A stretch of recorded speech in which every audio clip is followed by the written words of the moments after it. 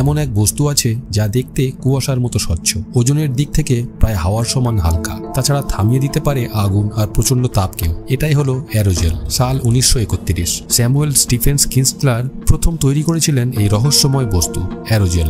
একে বলা হয় ফ্রোজেন স্মোক বা জমাট ধোঁয়া, কারণ দেখতে কাঁচের মতো স্বচ্ছ হলেও এটি এত হালকা যে হাতে নিলে মনে হয় কিছুই নেই। এর ভেতরে রয়েছে 99% পর্যন্ত বাতাস, আর বাকি অংশ হলো এক ধরনের কঠিন নেটওয়ার্ক। আশ্চর্যের বিষয় হলো অ্যারোজেল এতটাই শক্তিশালী তাপ প্রতিরোধক যে আগুনের উপর রাখলেও উপরের অংশে রাখা বস্তু কখনোই পড়ে না। এমনকি নাসা মহাকাশযানে অ্যারোজেল ব্যবহার করে মহাজাগতিক ধূলিকণা সংগ্রহ করেছে, কারণ এটি এতটাই শক্ত যে না ভেঙে তীব্র আঘাতকে সহ্য করতে পারে। তাছাড়া এটি একটি সুপার ইনসুলেটর, মানে তাপ ভেতরে ঢুকতে বা বাইরে বের হতে বাধা দেয়। আজও বিজ্ঞানীরা ভাবছেন অ্যারোজেলের সম্ভাবনা সীমাহীন। মহাকাশ গবেষণা থেকে শুরু করে ভবিষ্যতের ঘরবাড়ি পর্যন্ত সবকিছুতেই এর ব্যবহার সম্ভব। তাহলে প্রশ্ন হলো, এই জমাট ধোঁয়া কি একদিন আমাদের পৃথিবীকে বদলে দেবে?